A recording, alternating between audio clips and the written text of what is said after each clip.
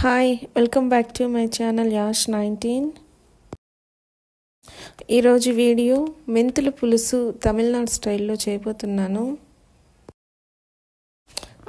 ఈ మెంతుల పులుసు ఎలా చేయాలో వీడియో స్టార్ట్ చేస్తాం రండి. ముందుగా మసాలా రెడీ చేసుకోవాలి. ఇందుకోసం స్టవ్ పైన ఒక పాన్ పెట్టి ఇందులో ధనియాలు 1 టేబుల్ స్పూన్, మిరియాలు 1/2 టేబుల్ స్పూన్, జీలకర్ర 1 టేబుల్ స్పూన్, మెంతులు 1/2 table spoon, rice 1 table spoon వేసుకొని స్టవ్ లో ఫ్లేమ్లో పెట్టి ఫ్రై చేసుకోవాలి. దీంతో పాటు ఎండుమిరపకాయలు 2 వేసుకోవాలి.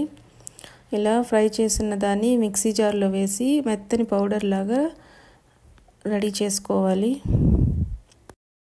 ఇప్పుడు పులుసు స్టార్ట్ చేస్తాం. ఇందుకోసం అదే ప్యాన్లో ఆయిల్ ఒక 5 టేబుల్ స్పూన్ వేసుకోవాలి. ఆయిల్ ఎక్కువగా ఉంటే మెంతుల పులుసు బాగుంటుంది. సో ఈ ఆయిల్లో 1/2 టేబుల్ స్పూన్ ఉద్దిపప్పు ఆవాలు, 1/2 టేబుల్ స్పూన్ జీలకర్ర, 1/4 టేబుల్ స్పూన్ మెంతులు, కొద్దిగా కరివేపాకు, ఒక చిన్న ఎండుమిరపకాయ, ఒక 5-6 వెల్లుల్లిపాయలు కూడా వేసి బాగా ఫ్రై చేసుకోవాలి. తర్వాత ఒక మీడియం సైజ్ ఆనియన్ కూడా వేసుకోవాలి. ఆనియన్ బాగా ఫ్రై అయిన తర్వాత ఇందులో చిన్న సైజు కట్ చేసి పెట్టుకున్న టమాటా ముక్కలను కూడా వేసి బాగా ఫ్రై చేసుకోవాలి.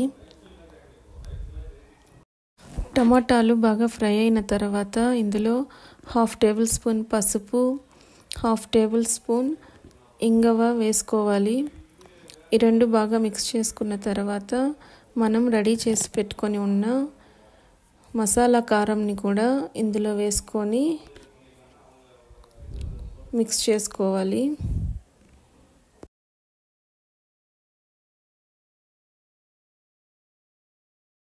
స్పైసీస్ అంతా బాగా మిక్స్ అయిన తర్వాత చింతపండు రసంని యాడ్ చేసుకోవాలి.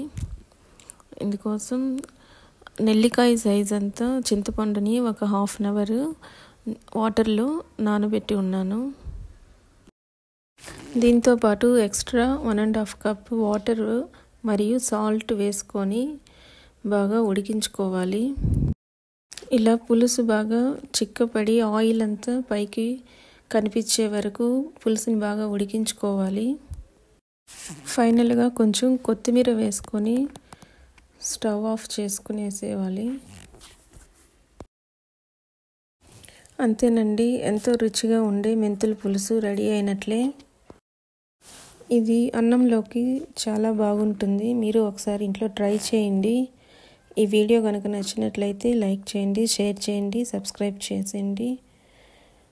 Thanks for watching. మళ్ళీ ఇంకొక వీడియోలో మళ్ళీ కలుస్తాం. Bye friends.